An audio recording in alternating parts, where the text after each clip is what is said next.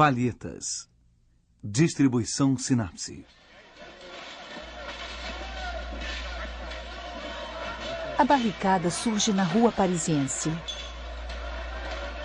É o primeiro gesto de uma multidão enraivecida. As ruas estão esburacadas, as pedras empilhadas.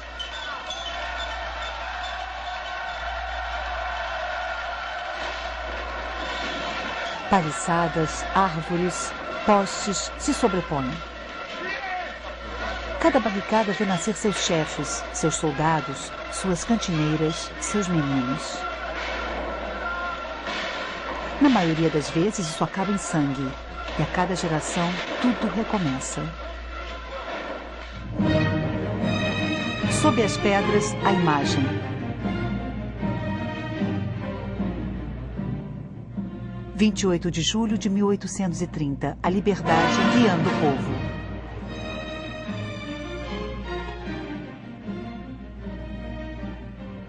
Eugène Delacroix.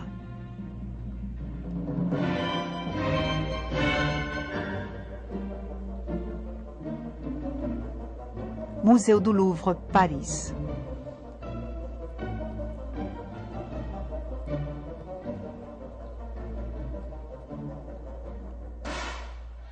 1830, 26 de julho.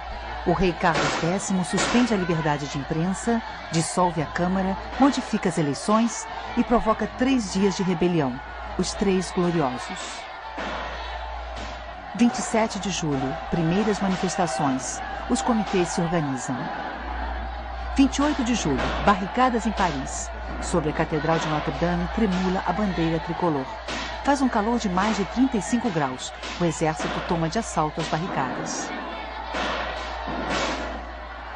29 de julho, os insurgentes triunfam em toda Paris.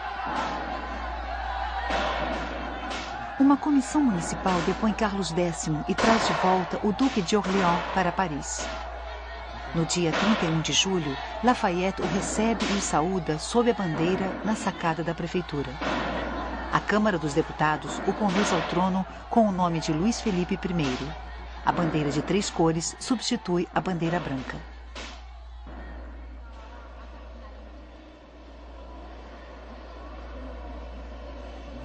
Uma tela de 2,60 metros de altura por 3,25 metros de largura.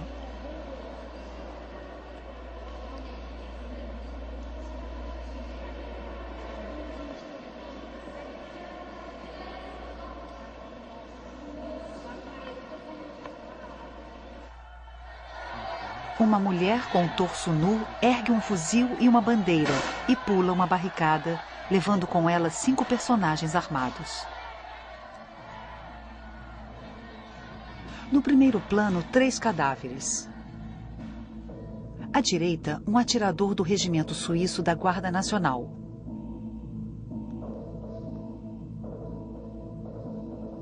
Capote cinza azulado, ornamento escarlate no colarinho, polainas brancas e sapatos baixos. Sua barretina caiu. Ao lado, um couraceiro da Guarda Real. Couraça, ombreiras brancas, luvas de couro claro.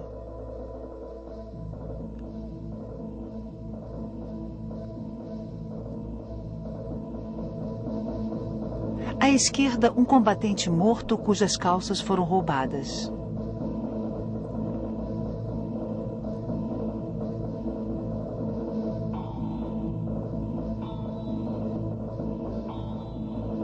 Dois meninos. O da esquerda usa um boné de atirador da Guarda Nacional, milícia que acaba de ser dissolvida por Carlos X. Suas armas, um simples florete de esgrima e uma pedra. O da direita ergue aos gritos pistolas de cavalaria modelo 1816. Usa uma cartucheira da infantaria da Guarda Real e uma boina de veludo preto dos estudantes do Quartier Latin.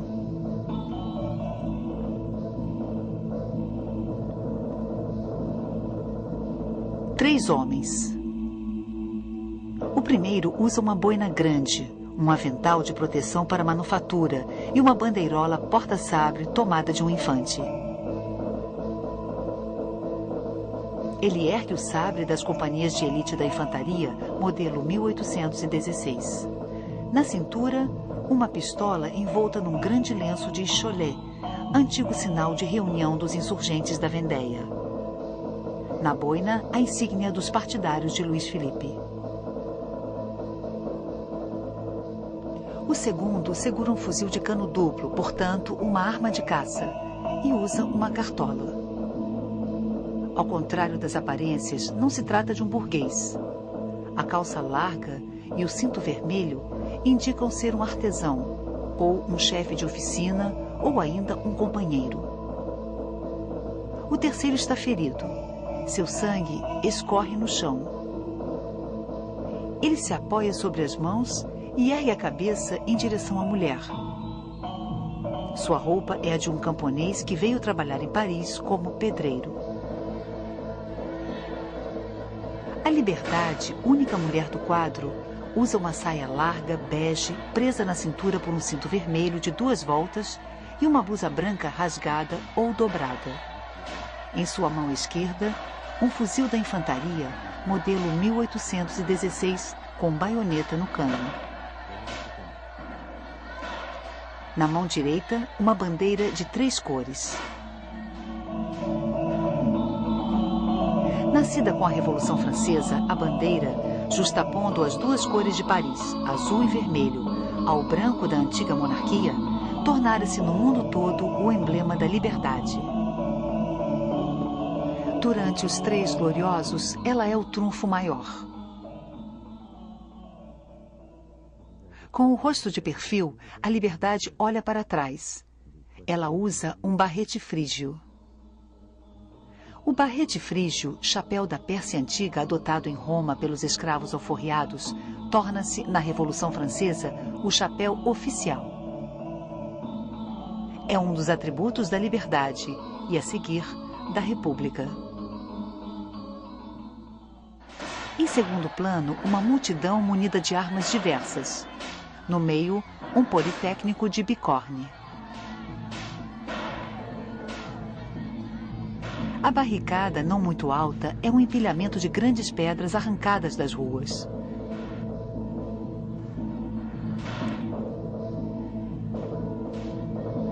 Na frente dos prédios, ao longe, um destacamento da Guarda Real em traje de campanha.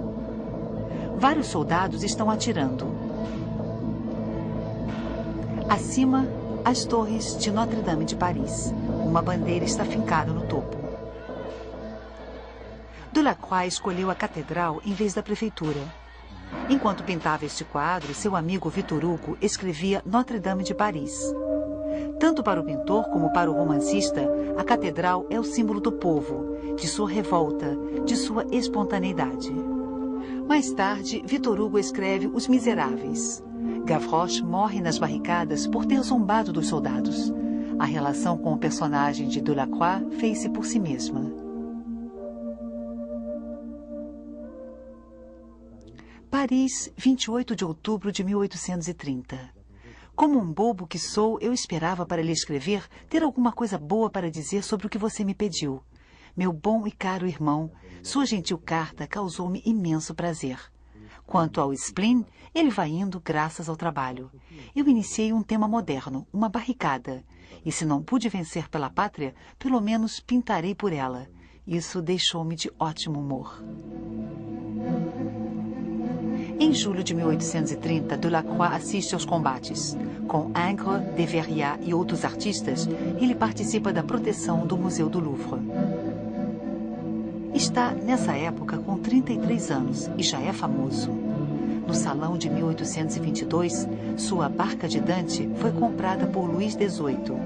Em 1824, os massacres de Kiel foram adquiridos por Carlos X. Em 1827, a morte de Sardanapalo provocou um escândalo. Mas, após tornar-se rei, Luís Felipe encomenda várias outras telas, como a tomada de Constantinopla pelos cruzados. Da sala do Louvre, onde se encontra a Liberdade, o visitante pode ver a vitória de Samotrácia. O gesto e o drapeado pintados fazem eco ao gesto e ao drapeado de mármore. Mesmo não tendo conhecido a estátua, que entrou no museu em 1865, a semelhança não é ocasional. Em 1820, a Grécia se revolta contra o domínio turco. A Europa romântica se inflama pela causa grega. Delacroix pinta o massacre de Quio.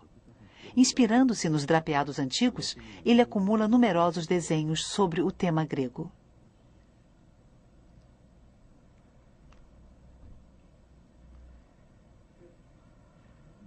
Ele desenha as mulheres que se atiraram no vazio com seus filhos para escapar dos turcos. Em 1827, termina a sua A Grécia sobre as ruínas de Missolonghi. Uma mulher com os seios parcialmente desnudos ergue-se sobre as pedras empilhadas. Após os tumultos de Paris, esboços de rostos, de roupas e de gestos pertencem tanto à insurreição grega quanto às barricadas. Os dois temas acabam se fundindo.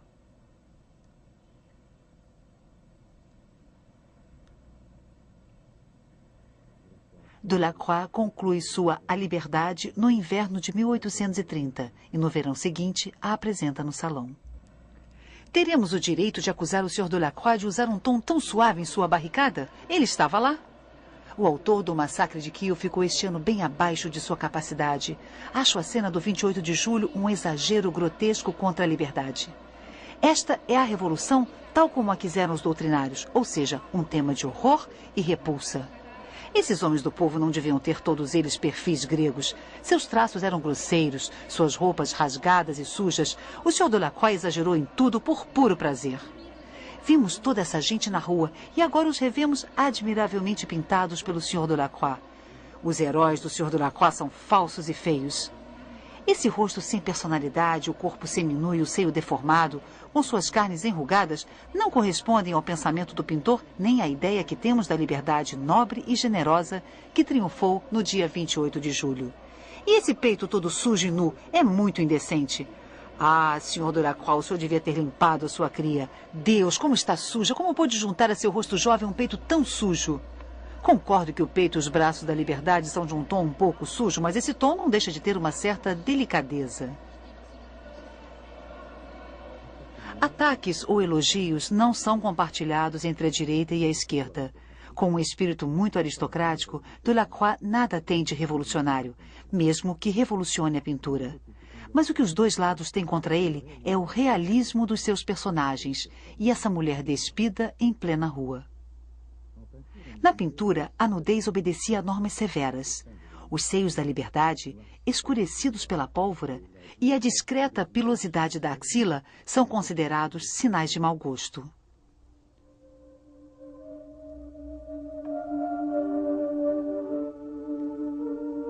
O homem imaginativo, em seu trabalho, para elevar o modelo ao ideal que ele concebeu, também caminha contra a sua vontade para a vulgaridade que o pressiona e que ele vigia. Eu não gosto da pintura sensata. Eu sei que é preciso que o meu espírito confuso se agite, desfaça, tente de 100 maneiras antes de atingir o objetivo que a necessidade me impõe em cada coisa. No salão de 1831, o Ministério do Interior compra a Liberdade para o Museu do Luxemburgo. 2 anos mais tarde, a liberdade, considerada um tema político demais, é retirada do museu e devolvida ao pintor. Em 1848, o Louvre requisita a tela. 1852, Segundo Império. Mais uma vez julgado subversivo, o quadro é mandado para a reserva. 3 anos depois, sai do museu para a Exposição Universal. Nessa época, Delacroix o retoca. Ele escurece o vermelho escarlate do barrete, talvez para atenuar o seu aspecto revolucionário. Em 1863, Delacroix morre em sua casa da rua Fürstenberg. 11 anos mais tarde, a Liberdade é exposta no Louvre.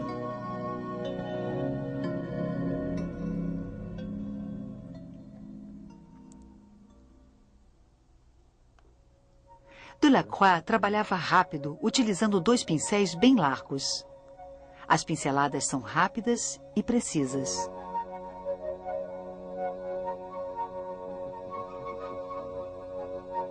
Com frequência aplicadas em curva, elas reforçam o aspecto sinuoso e ondulante da liberdade. A uma certa distância, a pincelada se funde no conjunto, mas dá à pintura um realce que a fusão das cores não pode produzir.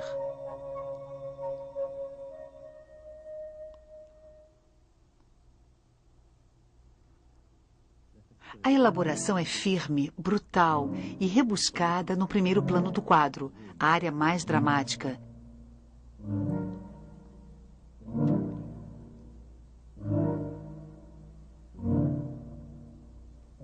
E nas áreas de tensão do segundo plano.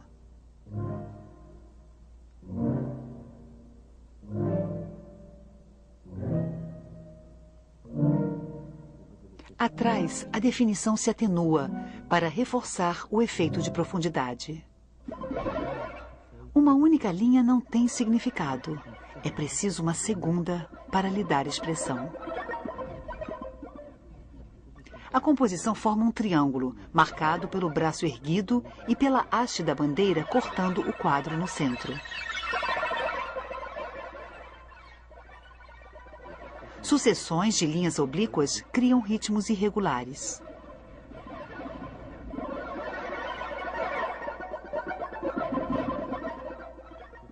Para obter uma tela com tais dimensões, foi preciso costurar 3 panos. Em algumas partes, as costuras estão falhas e bem visíveis no quadro.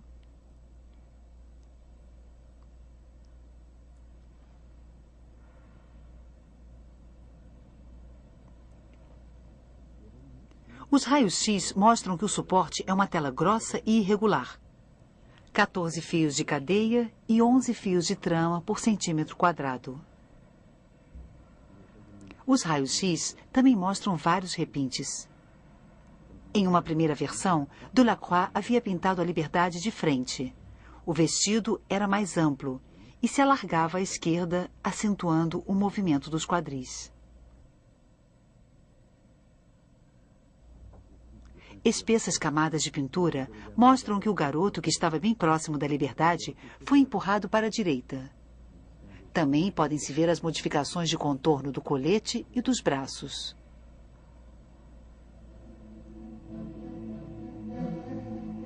Sobre um fundo claro, variando do bege ao cinza claro, Delacroix realizou primeiro um esboço com um pigmento castanho resinoso e, a seguir, aplicou suas cores.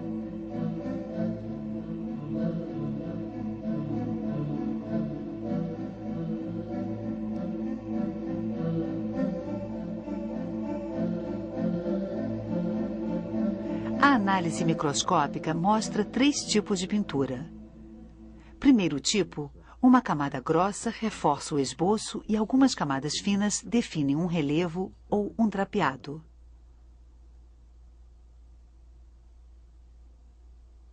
Segundo tipo, as cores escuras. O pintor as produz em glacis castanhos parcialmente opacos. Terceiro tipo, certas cores extensamente remanejadas. O boné da Liberdade mostra a camada clara da preparação, uma espessa camada amarelada, uma camada vermelha, uma camada bege avermelhada, uma camada violácea com grãos azuis, uma camada amarelada com grãos vermelhos, um glacis alaranjado, uma camada de verniz. As análises detectaram pequenas quantidades de cádmio, mas o amarelo de cádmio só surgiu 20 anos depois do término do quadro. Quando a tela ficou algum tempo em seu poder, Delacroix realizou alguns retoques. Delacroix foi influenciado por Veronese, Rubens e Turner. A partir de alguns poucos pigmentos, ele fabrica gamas muito ricas de cinzas coloridos. O inimigo de toda cor é o cinza, afirmava Delacroix. Seus tons estão sempre mais próximos do escuro do que do claro.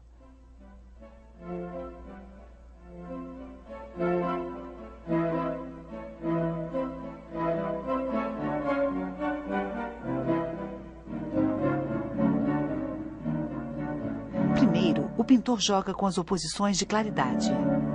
Em uma mesma área, ele alterna e opõe as sucessões de claro e escuro. parte superior, direita, clara, opõe-se à parte inferior, esquerda, escura.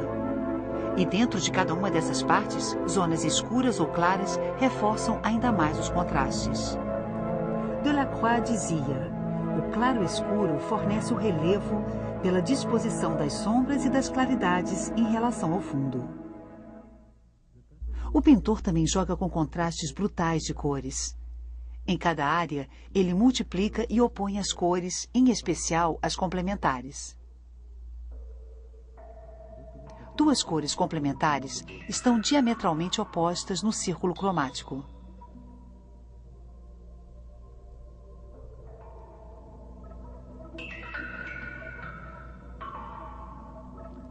Vizinhas, elas formam o maior contraste cromático possível. Misturadas, elas fornecem um cinza neutro. Jogando com um pequeno número de cores complementares e com variações leves dessas cores, o pintor pode obter uma grande variedade de tons. No topo da composição estão as maiores superfícies de cores vivas, o vermelho e o azul. Situadas nas duas extremidades do espectro, são bem opostas, mas não exatamente complementares. No entanto, para reforçá-las, Delacroix irá pintá-las sobre fundos complementares. O vermelho alaranjado da bandeira destaca-se sobre um céu pintado de azul esverdeado, enquanto o azul é pintado perto de um branco quente com tons de laranja e vermelho. Durante a rebelião, Alexandre Dumas encontra Delacroix. O pintor conta-lhe de sua emoção ao ver a bandeira flutuar sobre a Catedral de Notre-Dame. O tema ecoa sobre toda a tela. A bandeira da liberdade, a bandeira sobre Notre-Dame, o céu azul, vermelho e branco, as bandeirolas, as insígnias, ou ainda a reunião aleatória das três cores. A gama azul, branco, vermelho não se iniciou com a bandeira tricolor. Ela já era a gama de pintores franceses do século XVII, como La Hire, e do século XVIII, como Fragonard ou Regnault. O tema da bandeira erguida sobre os combates irá se tornar um dos símbolos mais comuns da pintura patriótica.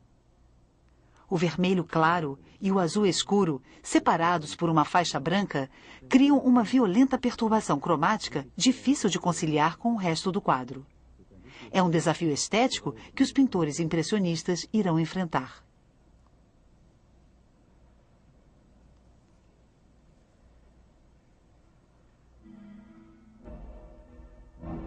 No terço inferior do quadro, o mundo dos mortos, sinuosos, sombrios, próximos da terra.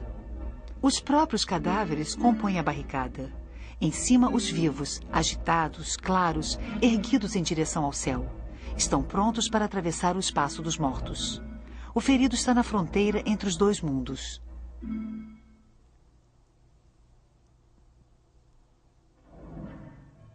Delacroix, que admirava a jangada da Medusa de Géricault, imitou a sua composição em triângulo e sua violência macabra. Como se tivesse pressentido que um dia, colocados na mesma sala, os dois quadros continuariam dialogando. Ele também pintou em primeiro plano um Heitor, figura clássica de ateliê, inspirado no episódio da Ilíada, em que Aquiles arrasta atrás de sua carruagem o corpo de seu inimigo. Nesse contexto, a imagem representa a brutalidade dos combates, a infelicidade dos vencidos. O homem com sabre, monarquista liberal. O homem com chapéu, futuro radical de 1848. O homem ferido, camponês que se tornou operário. Os garotos, vagabundos arruaceiros. E o Politécnico, o único burguês, situado bem atrás. Todos formam um conjunto alegórico da insurreição popular.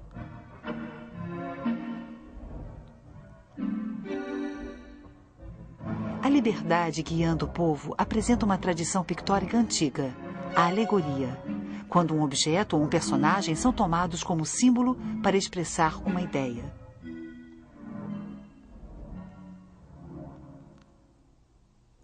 A mulher armada, guerreira e protetora aparece com frequência na história. Deusas antigas como Atenas ou figuras da religião, da paz, da vitória. Essas imagens ressurgem na Revolução Francesa, com a liberdade ou a razão tornando-se espécies de deusas, de mulheres messias. Ao mesmo tempo em que dá uma aparência guerreira à sua liberdade, o pintor a desnuda. A mulher nua, objeto de sedução erótica, ergue-se acima dos cadáveres amontoados. Como em tantos outros quadros de Delacroix, o erotismo está ligado à morte.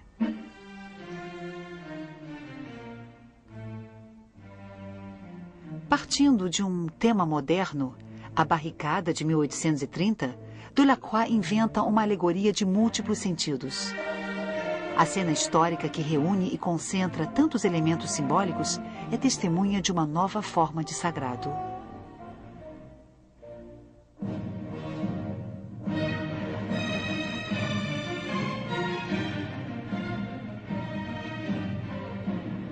A terra opõe-se ao céu, o escuro ao claro, o azul ao vermelho. Os acessórios antigos de valor permanente, drapeado grego, barrete frígio, aos objetos modernos, bandeira, fuzil. Todas essas oposições, no entanto, conduzem a uma oposição fundamental entre os mortos sacrificados e os vivos triunfantes.